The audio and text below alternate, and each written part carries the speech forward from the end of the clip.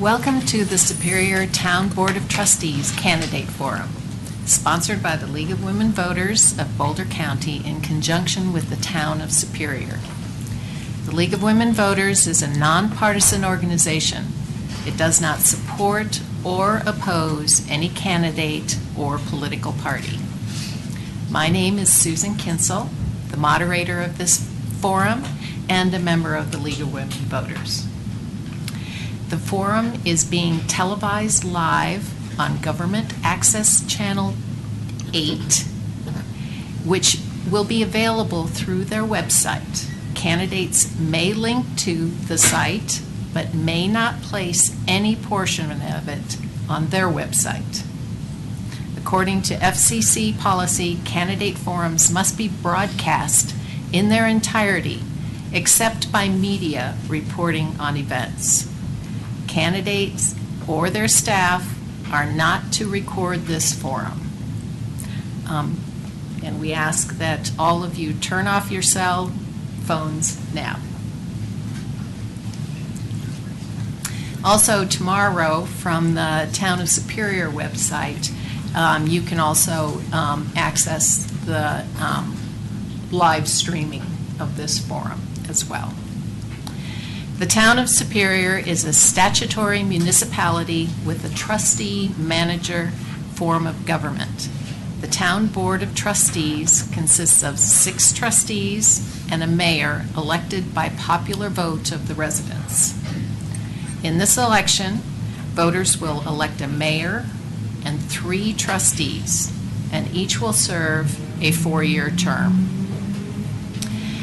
Now for the ground rules of this forum. Each candidate will have 2 minutes for an opening statement and 1 minute for a closing statement. The questions will be taken from the audience, and each candidate will have 1 minute to answer questions, and I will be the one reading the questions.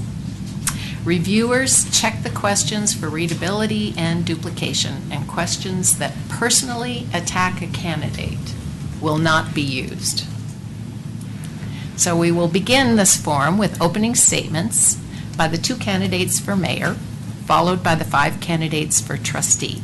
And they are seated up here according to how their names will appear on the ballot. So we will start with Clint. Okay, thank you very much.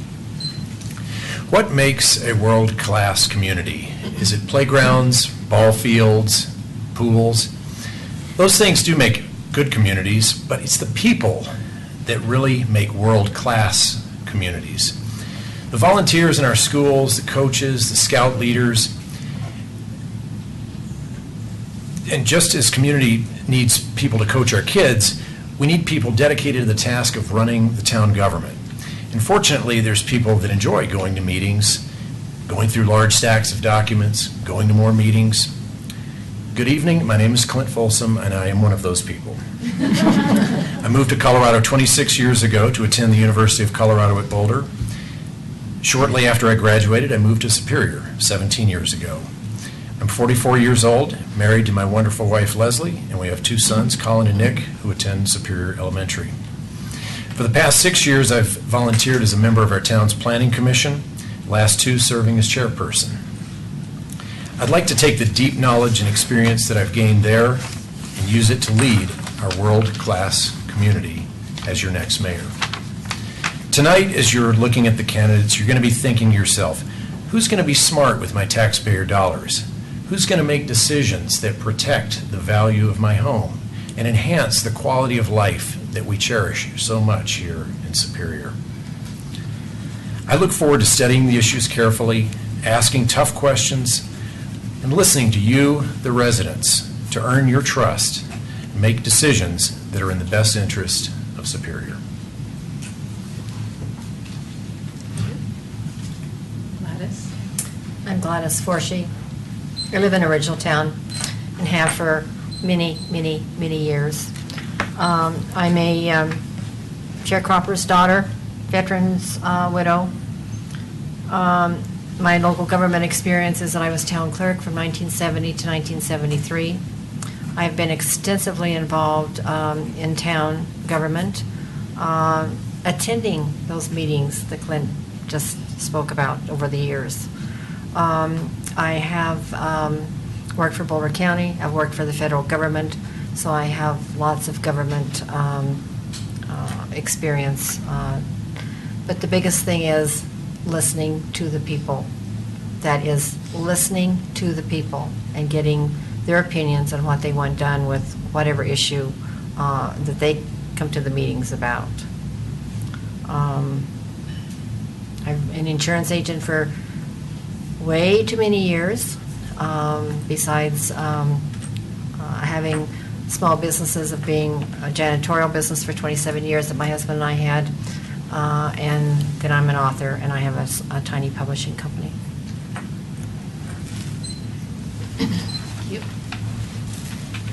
Sandy?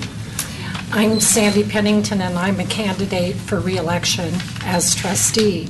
In preparing to be here tonight, I took a long drive around our community, and I was very proud of what I saw. Previous town leaders laid a great foundation for this town, but as a trustee the past 4 years, I've personally witnessed how we as a community have continued to achieve some really important things. I say we because we is the most important word in town government. It's we, the residents, we, this community, and even we, the town board. What I saw driving around were some truly transformational projects: the new interchange, the Superior Town Center, the flood mitigation in Original Town, the exciting Calmonte development, new open space, new parks, and freshly maintained streets. But all this didn't just happen. We made it happen through our collective vision, and that's why I'm here again tonight. I feel very privileged to be part of this forward-thinking town board in this forward-thinking community. Trustees in our town are eligible for 2 4-year terms, and the terms are staggered to provide continuity. That continuity couldn't be more important than it is now. The board is losing a combined 26 years of experience with the term limits of Mayor Muckle and Trustee Skumatz, and the projects in process couldn't be more varied or complex. I ask for the opportunity to continue to serve you and look forward to your questions. Thank you. Rita Dozell? Thank you. I am Rita Dozell, and I'm a candidate for trustee. I'm a 20-year resident of Superior. I can't believe I've been here for 20 years. It has been a wonderful time. I was moved in and out of Colorado 3 times with my former employer, and the 3rd time I said, that's it, I'm staying. And I found Superior, and I said, this is our hometown. This is a town that I can be proud of and that I can love to live in for the rest of my life. We came here when there were only 14 homes in the Rock Creek subdivision and the original town. And as I said, we chose to come here. While our children are grown, 2 of them have been lucky enough to live here, and one of our grandsons attended El Dorado K through 12. Throughout the past 20 years, I have actively participated in town meetings and committees and come to planning commission meetings, and I've helped in looking at final development plans and preliminary development plans and all kinds of things that have been going on in our town, and they've been exciting things. And I've reviewed annexation agreements, I've read contracts, I've went through hundreds and thousands of pages of documents, just like all the other people that serve for the town here have done as well. And I, like Clint, am one of those kind of crazy people that love to do that. I love to read for the detail, and I look at everything and think about what will the ultimate or the possible outcome be, and how can I impact that to make it be the best outcome possible. I currently serve as an appointed member of the Superior Town Planning Commission. As a planning commissioner, I participate in reviewing and making recommendations to the Board of Trustees on decisions regarding land use, final development plans, transportation planning, utilities, street design, all the things that are necessary to benefit the community and to further our town's goals. Over the past 18 years, I've also been president and secretary treasurer of our Waterford Estates Homeowners Association. Is that the end? Oh, okay. So I look forward to your consideration for me as trustee. Thank you. Thank you, Rita. Our next speaker will be Anthony Stewart. Hello and good evening. My name is Anthony Stewart, and I am a candidate for Town of Superior Board of Trustees. I want to first thank you all for giving me the opportunity to be here this evening and speak with you about some of the reasons that I think that I would make a good trustee for our community and for our town. First, I've been an 18-year resident of Superior. I've moved here with my beautiful wife, Carrie, and we have 3 children and have had the privilege of raising those children here in this town. My children are 19, 15, and 12, and they've all attended local schools and have benefited from that, and we feel very fortunate to be in a community that supports schools and supports families and support children and the residents the way that our town does. I have been active in our community as a football coach and youth sports coach for over 15 years, and I've had the privilege of meeting some wonderful people and known a lot of families throughout our communities. So the purpose of my running for the Board of Trustees is to give back to our community and to provide some leadership that I've developed over the years as a business owner, and also to just make sure that the future of Superior is strong and stays on the right track. I am a longtime member of the Superior Chamber of Commerce, and such I do support small businesses and will continue to do such if I am elected to the Board of Trustees. I believe strongly in the family experience, and I will fight hard for all of the residents of Superior to ensure that we continue to enjoy our quality of life. Thank you. Our next speaker is Colleen Callan. Hi, my name is Colleen Callan, and I've lived in Superior for 9 years. I have 4 children. The youngest goes to Superior Elementary, and the oldest is now in the Golden Buffs marching band at CU. So I'm all over the place in Boulder County. I'm interested in running to be trustee because as a citizen, I feel like there needs to be a little more disagreement. I love that people get along, but I feel like there's a few issues where someone needs to step out and take that risk, and I think I'm the person. People that know me may not always agree with me, but they know that I care, I research whatever the subject matter is, and I'm flexible in my thinking. I will change my mind. I will start out supporting one view, and then I will learn the details, and then I will change the other view. And really, I would be the type of representative that I want in my representatives. And I certainly do talk to a lot of my representatives, and I've kind of tried to pick up the best of all their attributes.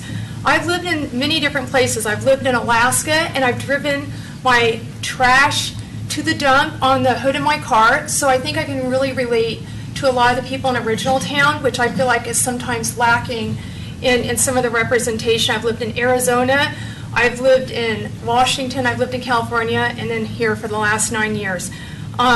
Some of the issues that I would want to take a stand on are taxes. I feel like some of our taxes, in case people haven't noticed, our property taxes are going higher and higher, and I would like to see if we can't have a way to make sure that that isn't like a continuation, unless the town really believes that it improves our property values and also improves our standard of living. I also am concerned, vote for me, please. Thank you. Chris Hansen. Okay. Well, first, thank you to the League of Women's Voters for putting this event on, and thank you to all the residents in attendance, both here in the building and on TV. My name is Chris Hansen, and I've lived in Superior for 17 years with my wife, Ingrid. We have 2 boys, Ian, who's in 7th grade at Monarch K-8, and Trevor, who is in 5th grade at Superior Elementary School. Just about 4.5 years ago, this community elected me to the Board of Trustees. At that time, I recognized the next few years were going to be critical, and important decisions were going to have to be made about prudent growth in this town and financial stability. Over the last 4 years, I've learned a lot about this town, and I've really embraced this job that I've been given. I've also learned that our residents are extremely passionate about what happens in our town and their participation. While there's been a lot of challenging times, there has been some challenging times over the last couple of years, this job has been extremely rewarding for me, and I absolutely enjoy it, and I love this town to death. I've been extremely involved in youth sports since I've been here. I've been a scout leader for the last 8 years. I've been involved with our schools, with our boys' schools, from working the crossing walks to setting up equipment on the playgrounds. And I've also done many other volunteer opportunities and efforts throughout this town. The reason why I'm running for the board, again, is that there's a lot of unfinished business to do.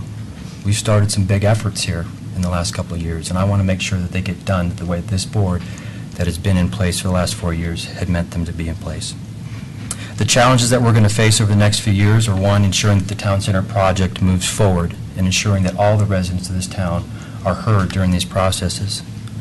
When building out the Town Center, it is imperative that we maintain the economic diversity within this town without cannibalizing the current business that we have here.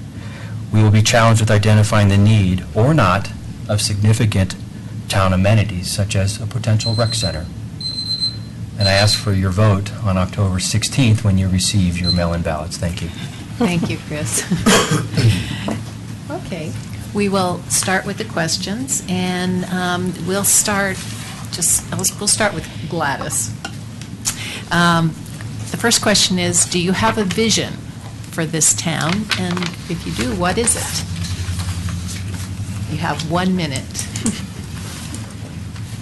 Before anything can happen, is that the major projects that are going on now, the Superior Town Center, Remington Homes, will have to be reviewed extensively by the new board because there are new people that are going to have to be educated 100%. So my vision is to correct some of the legality problems that are with staff and with government.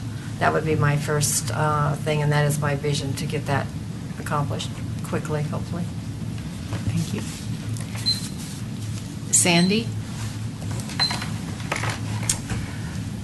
We have spent the better part of the 4 years that Chris and I have been in office working with this community to establish a community vision.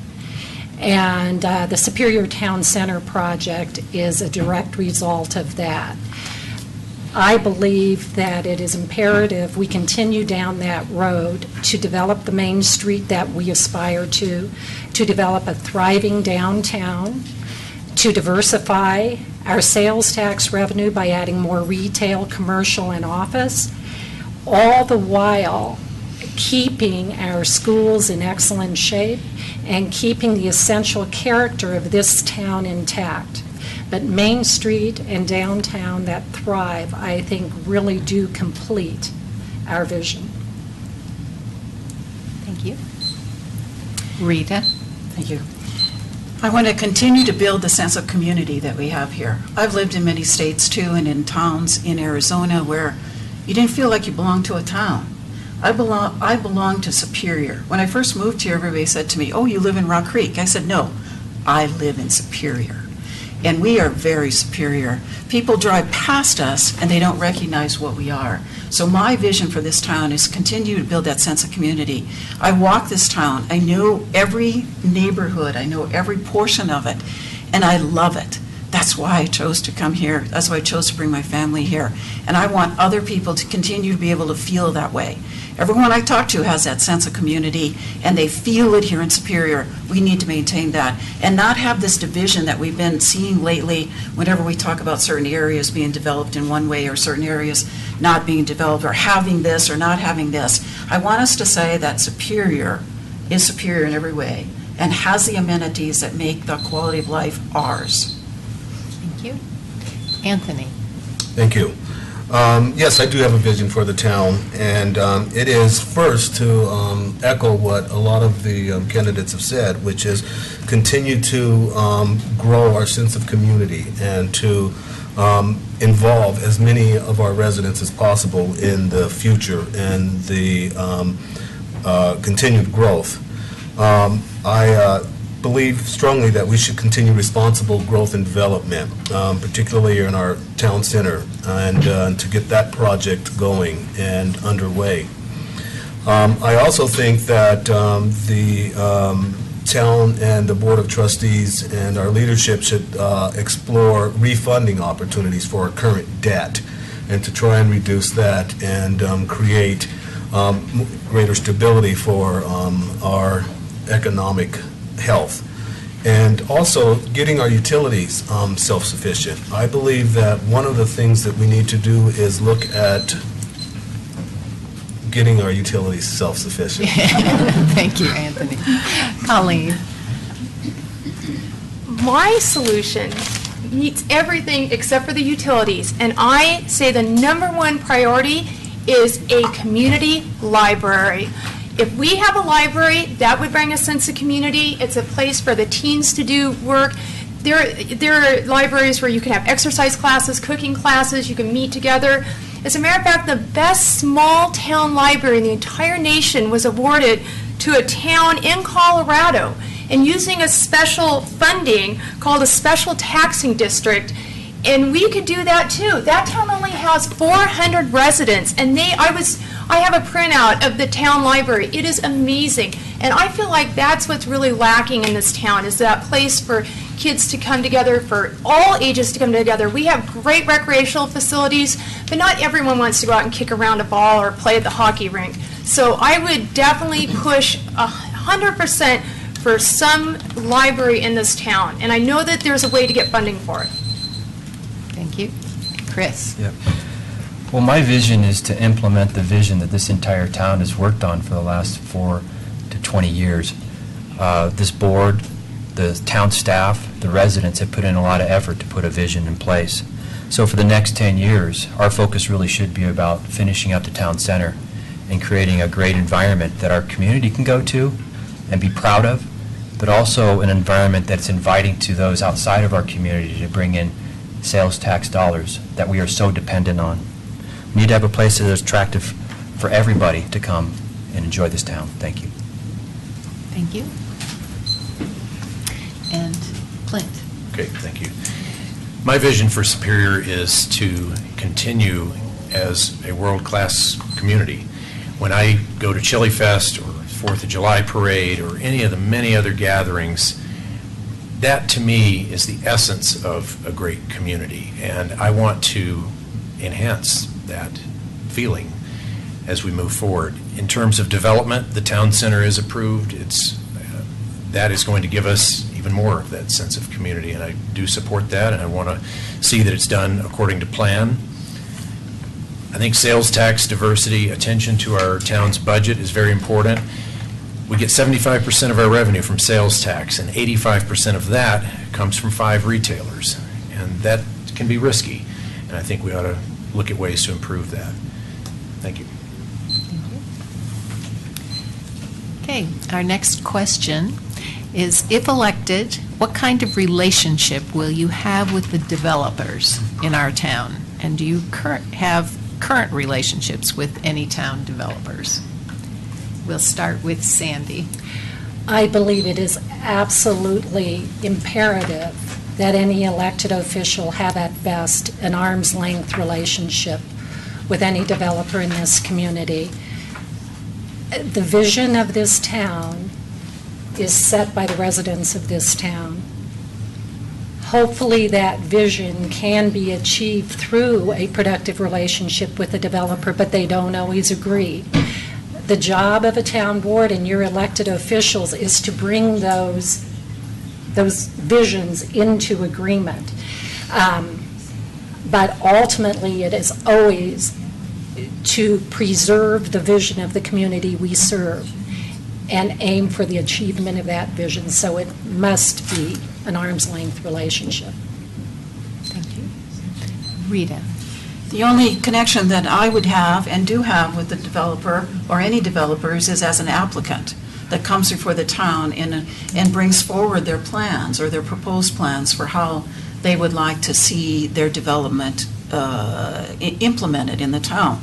And then our relationship with that developer is really just a business or a professional, a municipal government to look at what's best for the town of Superior. Because that's what we have to keep in mind always, is we are after what's in the best interest of the town of Superior, not necessarily, not ever, in what's in the best interest of the developer. I should say that in a way, though, that doesn't make it sound like I'm not interested. I want them to be successful, but not at the detriment of the town. So we have to keep that in mind, and it's a balancing act, but it's not impossible to do. That's our responsibility to do as a board, and I have no relationship with any applicants that have come forward before the Planning Commission that I sit on, or any that I've seen so far to this point at any of the town board meetings. Thank you, Rita. Anthony? Thank you. I believe that as a member of the Board of Trustees and the Board of Trustees in general should have a good working relationship with anyone who's doing anything in our town, and that we need to be both supportive and supervisory to some extent to what's going on with the development that's happening in our town. In addition to that, I think that as the Board of Trustees, we need to communicate the views and the concerns of all of our residents and our neighbors in regards to what development takes place in our town and how that happens. And so, therefore, I do think it's important that we have a good working relationship with any developer. Thank you. Colleen? I'm not very happy with where the town center is going. Number one, just recently, they've skipped phase 1 to go to phase 2, so they're going to be building the houses before they do a bunch of the phase 1 things. And before this even started, I was afraid that what would happen is they use increment funding where they got bonds in order to build it, and the reason was because it would bring us a tax money, but it doesn't seem to be going in that order. And so my concern is that they will be building houses and using bond money to do it, and then they might not build those phases. And I always call it the Christmas list. They told everyone everything they want to hear. A library, a rec center, this. I say it's like a kid's Christmas list. They promised everyone everything. And then if you listen to the town board meetings, we will get 1, maybe 2 things at some point in the future. We don't know. There's a definite amount of money, and we don't know where in the future that's coming from. So I'm very leery that we're going to be stuck with a bunch of houses and no taxes coming in. Chris? So, yes, we all have relationships with the current developer, but probably not in the traditional sense. We have good relationships, we have bad relationships, but it's really important that we really strive to have good working relationships with our developers. We want to be good partners because they want to be good partners with us. So to say that we don't have relationships with the developer, well, I don't necessarily buy that. We do have relationships with the developers, and they need to be positive, and we need to be flexible to work with them. Thank you. Clint? Thank you. The town needs to have a strong relationship with any developer because we're all working towards the same goal. We want successful developments in our town. We want things done right for our residents and for future residents. The mayor and the trustees' role is to be the advocate of the town and to protect the town's interests. I am a real estate broker. I own my own real estate company. I own one house in Superior. I don't have any other business interests in Superior. I don't have any relations with the developer or any of their contractors or anything like that. And I've never had any conflicts of interest in my 6 years on the Planning Commission. Gladys? I have no real estate ties whatsoever, and I have stated that on my flyers that I have circulated. I have fought tooth and toenail regarding the Remington Home subdivision. The town board and mayor did not look out for the town residents when it comes to water rights, water wells. As far as the Superior Town Center, that needs to be looked at on several levels, because I am not happy with the way things have progressed with that at all. Thank you. So, next question. The value of business in our community is huge. They not only provide a service, they provide sponsorships. They serve as community leaders in our organizations. They have patience with the town when the town takes over a parking lot for Chili Fest. They volunteer their time in service days and more. How could you help foster that as the town mayor or trustee? So we will start with Rita. Thank you. What we've had in Superior since I've been here is that we have businesses that are very wonderful businesses that I love to go to, but they're in all different places throughout the community. It wasn't really well thought out how we bring them together, and because they're not together as in a marketplace. The marketplace is basically 5 things. We have a town center now that's going to be over there, but how will it be connected over here to the marketplace? And what I intend to do is make sure that I understand all of the concerns and also the positive things that the businesses have about or think about Superior when I'm elected as trustee. That's one of my first commitments I'm going to make, is to go to every business and really understand that. I think that the business community is very well put together, and that's in great part due to thanks to the chamber and to others that bring them together. And I want to continue to foster that, but also get more engaged in that. Thank you. Anthony? Yes, thank you. I believe very strongly in the value of small businesses in any community, not just ours. What they bring are support to our community, to our schools, and to the residents. A lot of time, businesses have the opportunity to provide large sponsorships, and they do so. Other times, some small businesses don't have that same ability to provide sponsorships, and will provide support in other ways, such as being very active in the community and being very active in supporting different small groups. I'm a member of the Chamber of Commerce myself, and a long-standing member, and I've found it very important to continue to receive support from the Chamber. And as a trustee, I would offer support to small businesses and businesses in our community. Thank you. Colleen? Mine goes back to the library because I don't really go out very often. I don't like to really shop, but I find the one time that I take a few of my kids or one of my kids is I go over to Louisville. I get out of the car, because when you go to the library, you're usually not in a rush. You don't really have an appointment. You go over there. I go over there for a book club.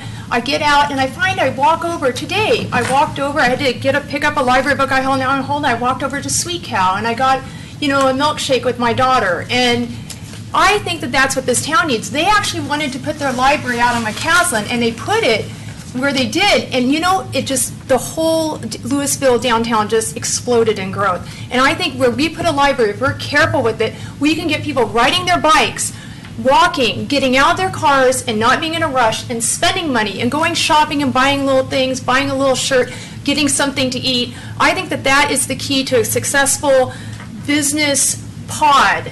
So a library is the way to go. Thank you. Chris? Yeah, it's extremely important to reach out to our businesses and partner with them and understand their needs and their challenges.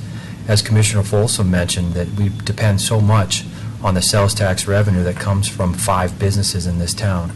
So it's certainly important that we develop and foster those relationships, but at the same time, we don't forget about the small businesses that are in town and see how we can better help them. One of the first things that myself and Trustee Pennington did when we ran for the board, or once we got on the board, is we made it a point to go out and see every single business in this town. We spent time with them, everybody, even the smallest businesses, see what their challenges were and how we could help them. We've reached out to the Chamber of Commerce, and we've encouraged the Chamber of Commerce to be more attentive to our meetings here and fill us in on what's going on with the business community. So yes, we value that, very much so. Thank you. Clint? Thank you. I will look forward to meeting business owners that I haven't met before. I've met a lot of them already. As new businesses come to town, I would welcome them with ribbon cuttings, encourage them to join the Chamber of Commerce. Our Chamber of Commerce has a great pulse on this community. They know the events that draw the people, and where there's people, there's customers, and that's how to grow and foster businesses. Smart businesses know that by being part of, community activities, they're going to get some goodwill, and they will get customers, long-term customers as a result. So I look forward to helping any way I can with that. Gladys? Well, definitely the business contact there, that is just massively important, and the chamber. So I have to repeat everything that the other ones have said. Thank you. And Sandy? First and foremost, I shop there. And when I shop there, I talk to the managers, I talk to the owners. I go to Costco, I go to Target, I go to TNC Nails. You're going to know my whole itinerary here. Safeway, and yes, I go to Superior Liquor on occasion. And I talk to those owners. I make it a priority. The challenge this town is going to face is when we have a whole raft of new businesses in the town center, and we've got to balance that against the existing ones in Superior Plaza and Marketplace and Safeway Shopping Center. We must give as much attention to those existing businesses as to the exciting new businesses, and that will be a real challenge for this community, because we cannot rob Peter to pay Paul. All must thrive. Thank you. Next question. What will trustees do if development brings water well changes and/or water and foundation problems in original town? Okay. Could you repeat that? I'm Because sorry, yes, the please. microphone is Okay. terrible, and we can't hear you.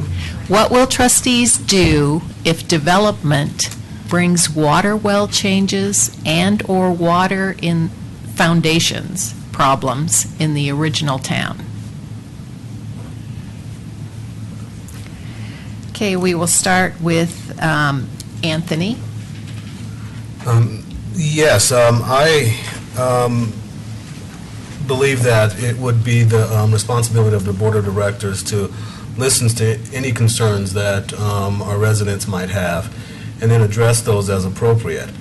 It's hard to know exactly for me what I, as a trustee, would do in any particular circumstance without having all of the information in front of me. So in a nutshell, that's really what I would do, and what I would recommend as to the other members of the Board of Trustees is to get more information about that and trying to respond appropriately to the concerns of our residents. Thank you. Colleen. First, I have a degree in geography, so I actually have some experience in this field. And I would make sure that if I was a trustee, before they broke soil, that there was a bond protecting against that. Before if they go and they start digging over there and it might cause trouble, I believe a developer is supposed to have some sort of a bond, so if they cause damage, it will cover that. And that's one of the things I think the trustees would definitely want to make sure that we protect, because we are protecting the rights of the citizens of the town. And along with water, one of the big things that I want to do is, if I'm trustee, is that we have a emergency supply of chemicals to treat our water, because something I've never heard addressed is if there is any sort of big disaster, we would want to have fresh water in our town. And that is like a little pet project of mine, is to stockpile chemicals so we can treat our water for more than just less than a week. Thank you. Chris. Yeah, so this would be really challenging, because we know that there are several properties in original town that inherently have basements that flood. If we find that there is a bigger problem, well, of course, the first place we're going to look is the new development up there, Coal Creek Crossing, because that was one of the things that this current board was concerned about, is if they reroute water, we know that there's a big alluvial plain up there. There's lots of water that flows through there. So, of course, we're immediately going to open an inquiry and see if that is the cause of it. If that is the cause of it, then we've protected the original town residents that would be affected from that, and we would implement we'd implement that. Thank you. Clint. Thank you. I think this question refers to the Remington home development that is now under construction, the Coal Creek Crossing. I was on the Planning Commission when this came through Planning Commission, and we faced these very same questions and spent a lot of time debating this development for this very reason. And as part of the approval process, we reviewed extensive engineering reports, and the conclusion was that it was in acceptable ranges to move the development forward as proposed. And the town board essentially did the same thing. There was quite a bit of discussion on it. We ultimately don't know what will happen until we start building, or until they start building properties. And if problems arise, I think there's mechanisms to deal with that and protect it. So it is something we need to be sensitive to, and I would intend to do that. Gladys. This is an extremely bad thorn for me. I have fought Remington from day one. I am currently undergoing changes from that development regarding water scenarios. The Planning Commission did not listen to the residents. The town board did not listen to the residents regarding all of the concerns about this. Staff did not listen, and it's happening. We don't have to wait till they start building. It is happening now, and it's not just me. It's other residents within the town of Superior. And it's going to end up with legal action because nobody listened. No one listened to residents. And they have done nothing. I can't even get a 500-foot measurement from staff. Thank you. Sandy. This goes directly to the heart of the very important decisions the town board must make. This is the Remington development, and I voted against the Remington development expressly because of these issues. It is on a water aquifer that refills as nature refills it, and I did not feel the appropriate mechanisms were in place to protect existing homeowners and, as importantly, future homeowners who buy those properties. I tried to get instituted water infiltration clauses in contracts that would hold the developer responsible, and that did not pass muster with the full board. It passed the board, but I voted against it. I'm very concerned about it. If problems are arising, they have already come before the board, and I believe this will be a healthy subject of discussion into the future. Rita? This is an issue that continues to come up, and it's very important to a lot of people. Water is very important to all of us, particularly in Colorado. And we've heard the words listen, and I think that sometimes we forget to listen because we hear what we want to hear. And in this case, I wasn't part of all the conversations, but I do find that sometimes we listen to all the wonderful things that are going to happen and really don't consider what could possibly go wrong. And once we listen and we gather the facts and understand both sides of the possible situation that might arise, we have to rely on our staff too, because they are our experts here in the town of Superior. And then they need to come before the board and help us understand what the legal statutory limits and rights are, and then we need to put in place decisions and bonds and warranties to help protect the people of the town of Superior. And then we need to make sure that we continue to take action. We monitor it and we keep taking action. Thank you. Our next question is, regarding parks and recreation areas of town center, do you envision sports fields specifically for rugby, lacrosse, and soccer? So we'll start with Colleen this time. Do I envision this? Maybe I might be 80. Wow. You know, we use all the fields in this town, and my kids play sports, so I totally support, the sports. The way that town center is going, I don't even know what the term is anymore for the different stages or the phases, or it's sometimes unclear. I do not know how far into the future. I have watched these city council meetings. I do not know when they're going to start building any fields. Then they say we get to choose. Then they say no, they're going to choose. Because, of course, the thing is, they're building houses. They want to attract the highest property, to sell their houses for the most. And I think it's going to be a push and shove with the town, where the trustees need to stand up for the future people who are going to be living in the town and the people that live in the town. And so, we've got to do that. It's just, hopefully we have, at some point, we have fields there. Okay. Thank you. Chris? Yes, I absolutely support fields in the parcel 2 is what we're talking about. And it's not just for any single sport, it's for multiple sports. The goal is to build a multi-purpose field there that will bring in outside teams and compete on those fields and then utilize our town center services. From personal experience, yes, I am involved in rugby. I run and I founded the rugby club here in town with 7 kids. Today we've got over 160 kids in this program.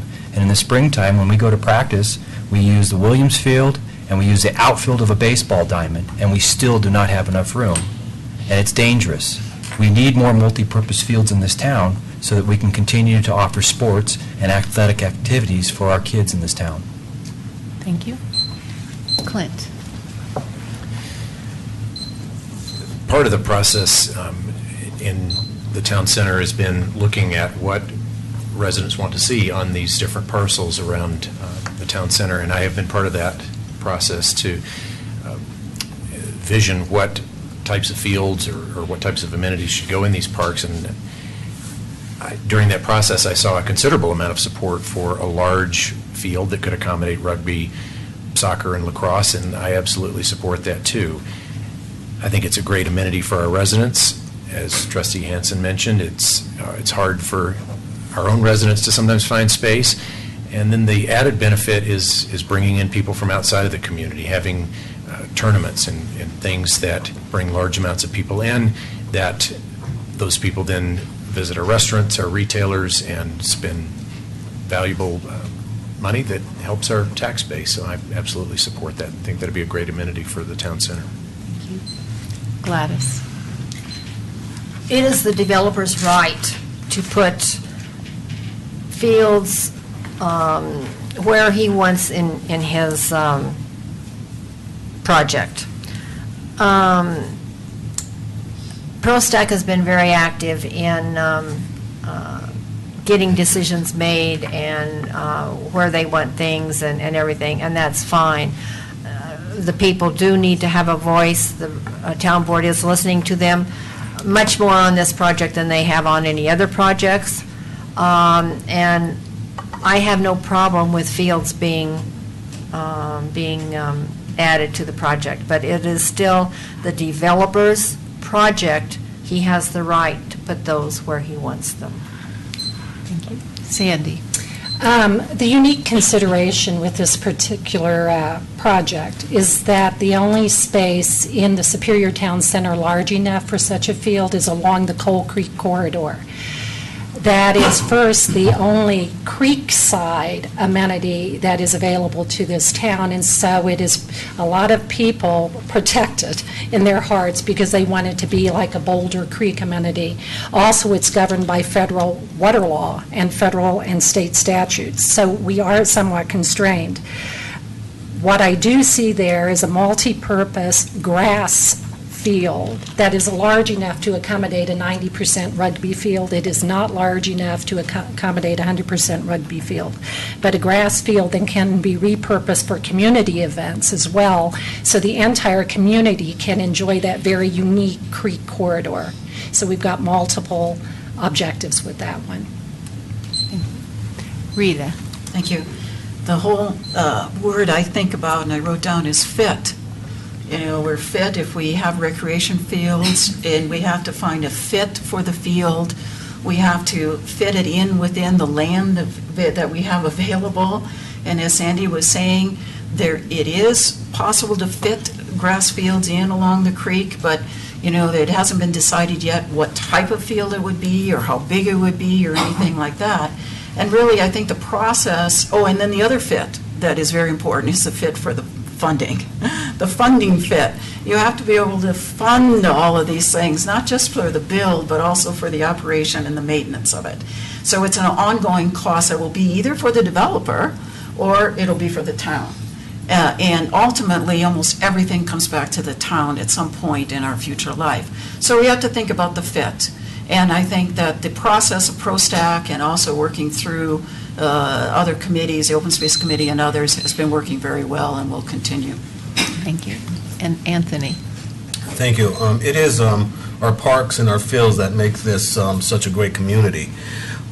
We love to be outside, and as a result, so do our children. And the sports that are played on our outside fields have grown to the point where we certainly need more space. So as a trustee, I would certainly support more multi-use fields. And not only in the new town center development, but I think we also need to look at breaking ground on some of the parks that have been planned and approved throughout our community. So that would be an important point for me to address as trustee. Thank you. Next question. How important is citizen input? How much is enough? Is it okay if some people don't participate? And what strategies do you recommend to engage citizens? And we will start with Chris on this Well, question. it's absolutely important to have citizen engagement.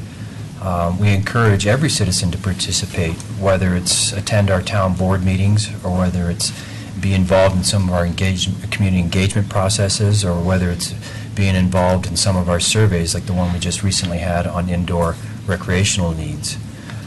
We can't force everybody to do it, but we certainly want to encourage everybody to do it. This town is not very big, 12,500 people.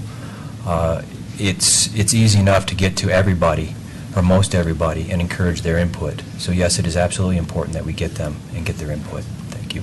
Thank you. Clint. Thank you.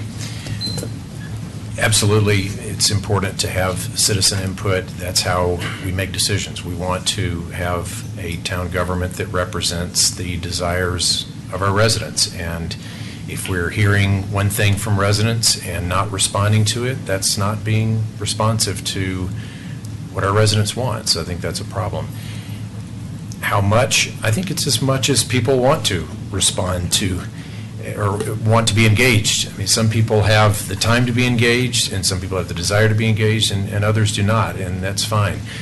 We have a great number of channels in place for people to get engaged. We have a television channel, we have social media, we have a flashing sign out front. So there's lots of ways for people to get information, and there's lots of ways for people to communicate with us. So I think all of those are there. I think we need to work harder on those and make sure that we're reaching everyone and hearing from everyone as we need to. Gladys. Yes, it is. It's very important. And I think the staff and the town board has opened up tremendously. The committees that have been organized have been very well accepted. Two of our trustees have coffees per month. They're always available to the community. But you just can't have an excellent community without the community's involvement in it. Thank you. Sandy. I actually ran for office the first time around on a platform that heavily included citizen engagement. And I am very proud about the direction this board has taken in launching many initiatives to keep citizens informed, invited, and to make them feel comfortable participating. And I think that shows up in everything. We had 8,000 to 10,000 people at a recent Chili Fest. We have ample applicants for most of our committees. We have a healthy volunteer program. We send out hundreds of e-blasts a year notifying everybody who wants their email on this list and wants to be informed. And we have conducted many engagement processes on very important issues and gotten great response. So I actually think this current town board deserves an A on citizen engagement. And Rita? Thank you. It is very important because information is knowledge and knowledge is power. And I think that when we provide, we know this in democracies, that in real healthy organizations, if you give the information to everybody and let them have a chance to take a look at it and make decisions and provide input, then that makes us all better.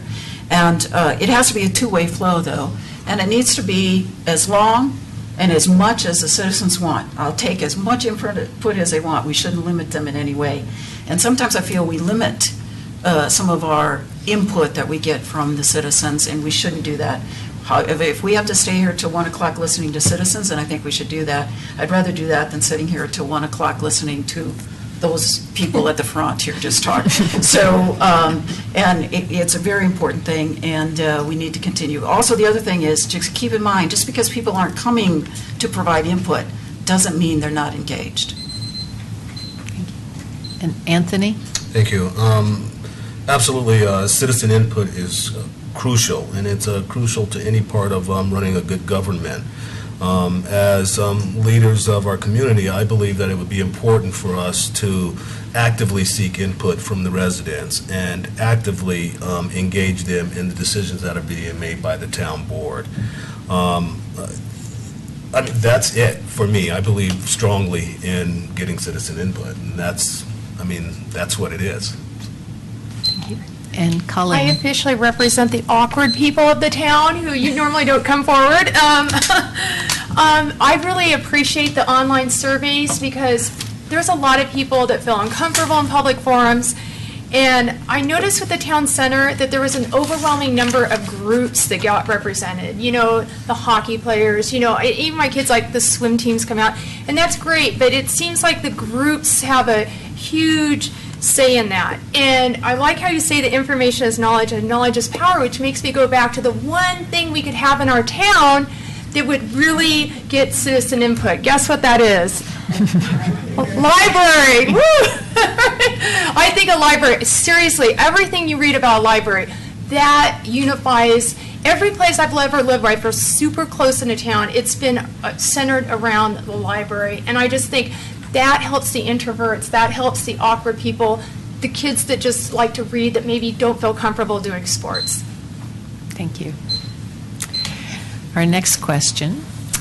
A couple of weeks ago, the town council approved purchasing the Richmond property on the corner of Colton and McCaslin. What is your vision for this property, and how would you like to see this property used by the town? We will start with Clint.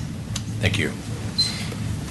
During the public comment section for that purchase, I did express my concerns about that purchase because it's spending reserve money to make the purchase, and there's seems like doing something on it's a long way off. We have a Eldorado K8 park parcel that is in the design phases and is going to become part of the town, and we're looking at 2018, 2019 before we can start spending money on that. So that tells me we're a long way away from doing anything on the Richmond property. So I understand it was a good strategic purchase, and I think that when the time comes to develop it, I think it should go through the normal channels to select citizen input and see what should be placed there, and I welcome that process. Gladys?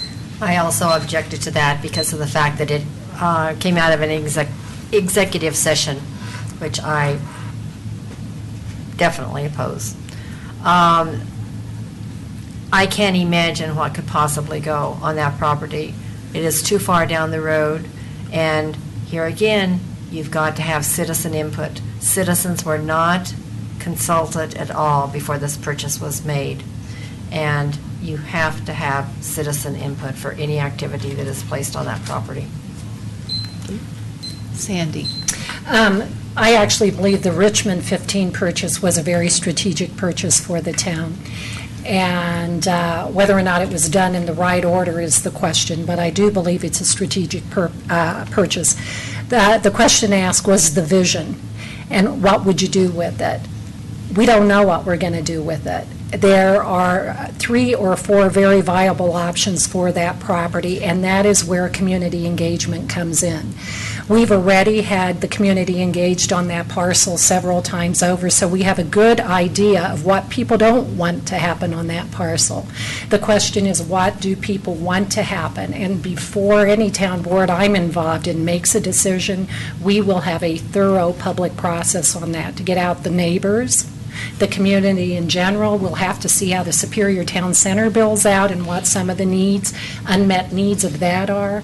So it will be a thorough public process. Thank you. And Rita? Yes, that area would make a great, be good for consideration for some kind of a recreation activity or building or whatever. But again, it's just brand new. We just purchased it. We don't know. It's not going to be for quite a while because, again, we don't know what the fit is. We don't know what the funds are. And we have a lot of work that has to happen before that gets to that point. So I think that now that we have it, we'll put it into our whole planning process and consider it at the appropriate time when there's a fit for it.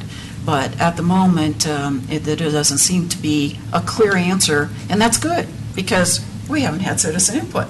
The other thing is that I thought of after I was at the meeting where this land was purchased, I thought about the Youth Services Committee and all the individual youths that were here being interviewed for that committee.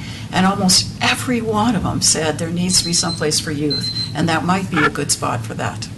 Thank you. Anthony? Yes, since we now own that property, I believe that it gives us greater flexibility to decide what actually happens there.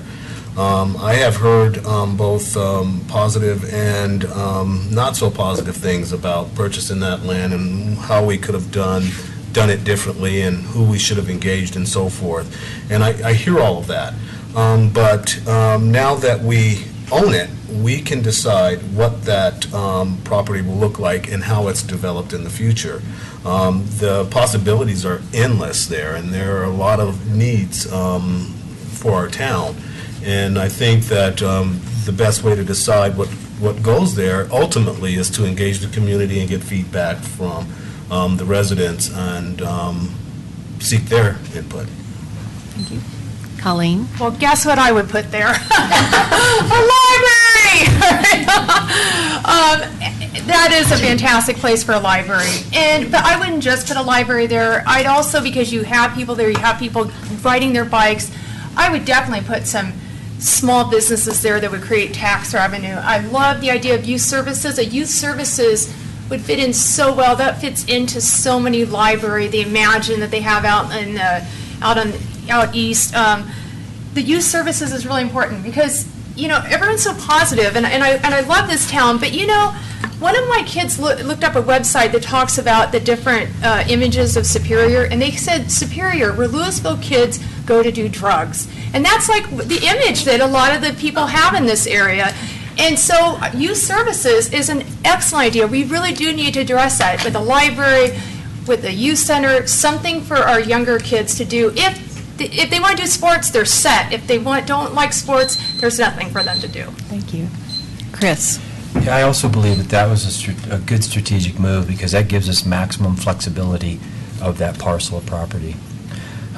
We've had resident groups for many years put together plans for potential rec centers there and teen centers, senior centers. All that has been proposed. We even had a developer propose several houses there.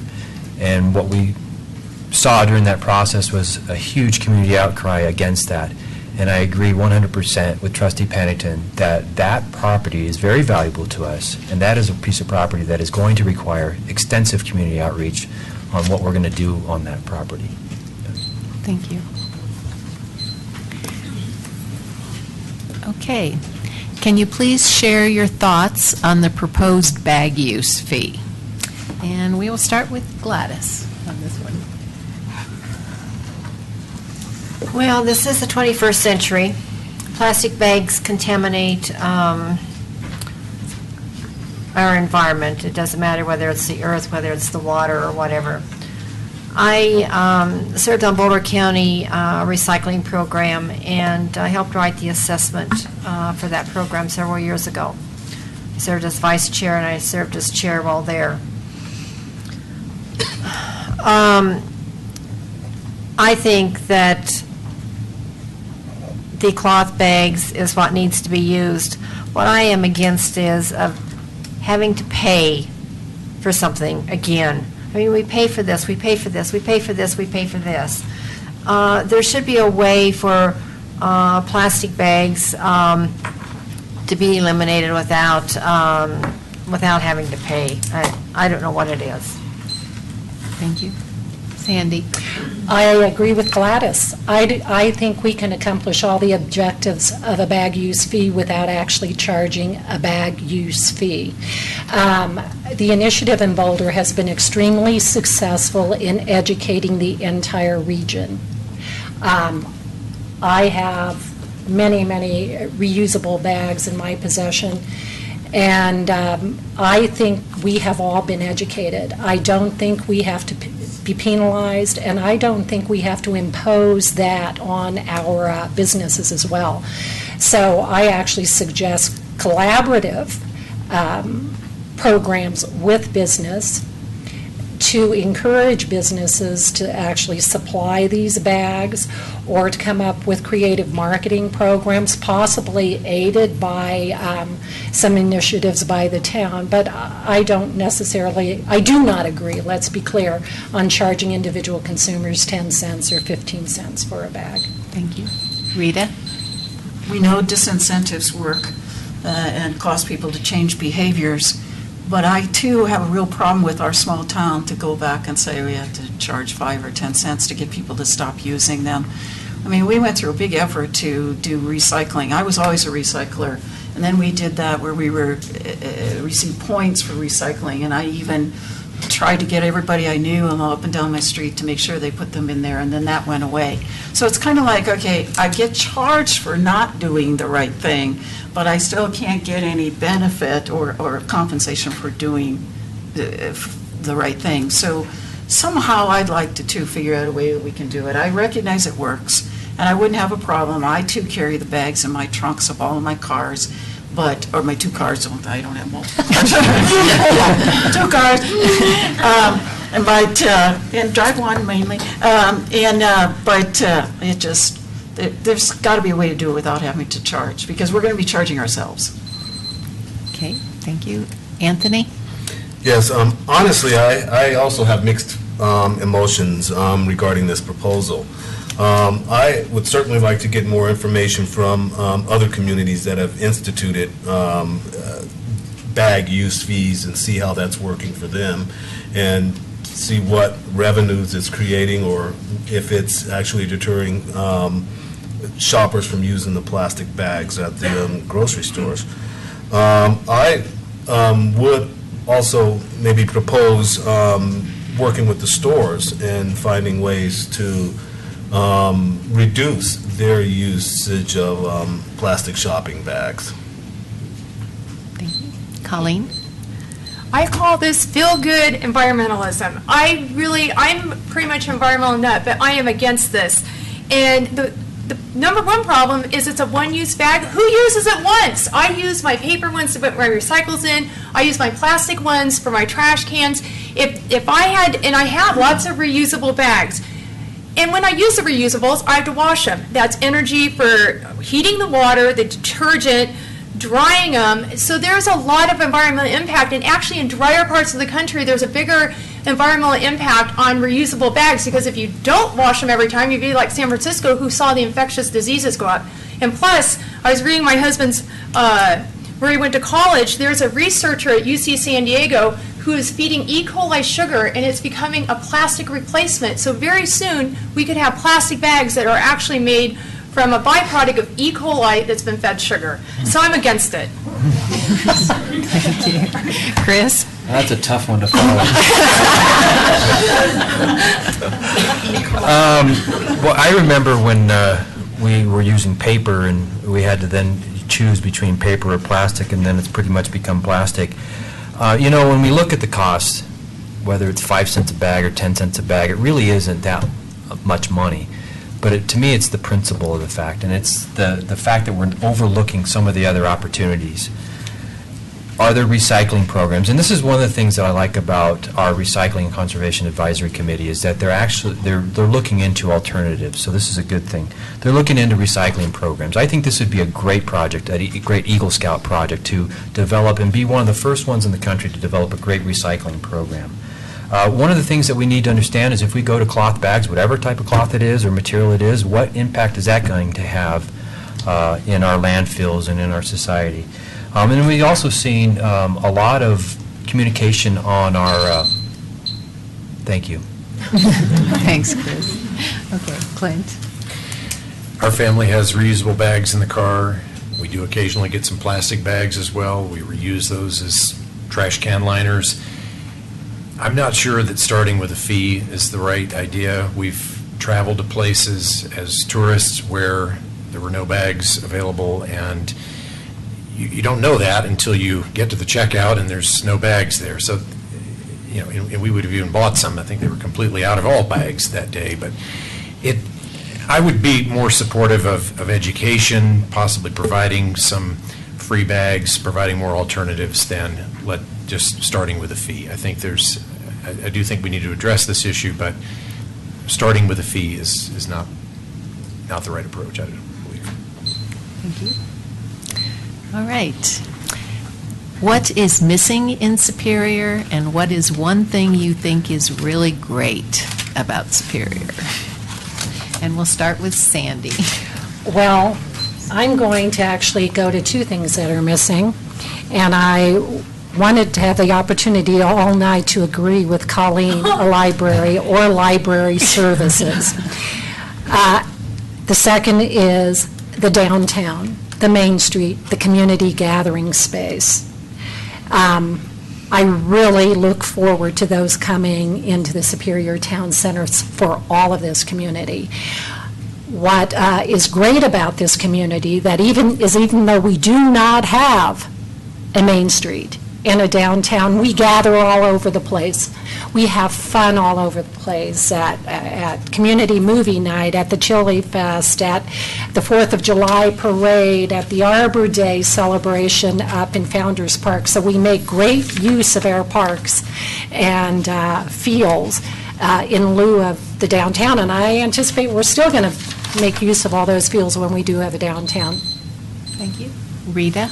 What's missing is a town center, not the development. I'm thinking about the bigger vision of where we can gather together, come to the center of town, and be part of something more than just a few restaurants and a few chairs sitting on concrete. I want to have that small town, Main Street kind of feel, and that's what we hope to be driving toward and implementing as we build out the Superior Town Center across the way.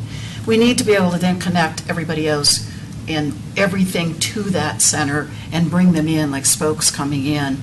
And that's what makes us great, is ability to move around and connect and link up and be part of something that is comfortable. And that's what Superior is to me, is a comfortable place to live. Thank you. Anthony?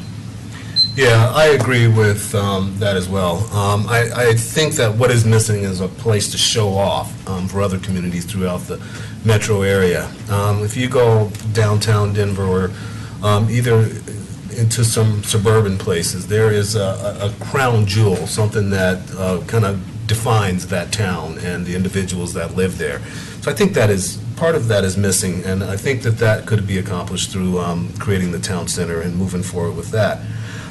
What's great about Superior, though, is more important for me. I think that with that missing is, with the town center missing, what still is great is the community interactions and getting together at the Chili Fest and going and sharing time together at the parks and all of the activities that our town provides for us.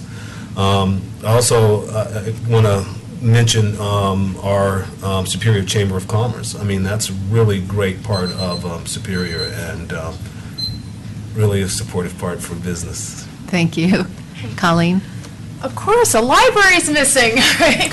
One more thing that's missing in Superior are older people. And my husband and I are working hard towards helping to contribute to that. So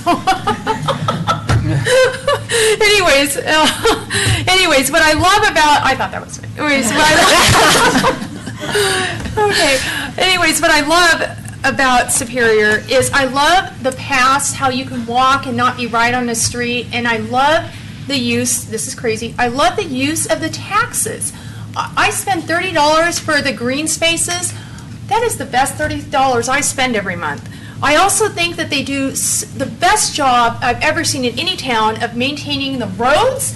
I always say, I have a road in front of my house, it's like a baby bottom. You know, I brag to everyone because all the other cities have potholes everywhere. And so those are the things I love, the transportation routes and the use of the taxes. I think that the town has done an exceptional job of giving us value for our dollar. Thank you.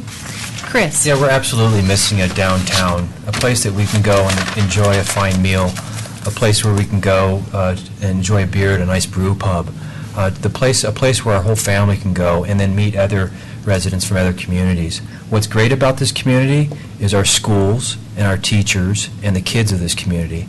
I'm very fortunate that I get to work with kids from 4 years old to 19-year-olds on a daily basis. We started a program here in the town of Superior about 4 years ago to bring every second grader in the town of Superior, El Dorado K-8, Superior Elementary, and Monarch K-8, to do a tour through the town and get to know the history of the town and learn about how our town government works. And we touch 300 second graders every single year, and they are great. Thank you. Clint? I'm going to start with what's great. I think our community feel that we have here, it truly is a world-class community. I think we've got a great town staff that does a great job in keeping things running in town and is very responsive to residents. We've got great schools. What's missing?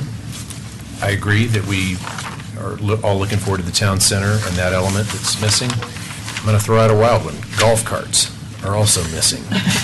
We've got a great street network, speed limit-wise, that is set up to where people could buzz around on golf carts. And this is not a new idea. This is not a Clint idea. Trustee Hansen and I have talked about this before. But if I'm elected mayor, I think that's an idea that should be pursued because I think it has a future in Superior. There's other, Lyons in Boulder County has golf carts running around. So why couldn't we? I think that could really put us on the map in a unique way. Thank you. And Gladys?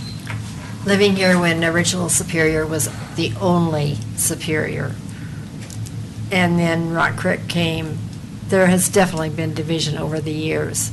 And I didn't think I would ever live in this town to see the ProStack program and the other activities going on that are, it is just utterly amazing of the activities that we have going on in this community, which is just absolutely awesome.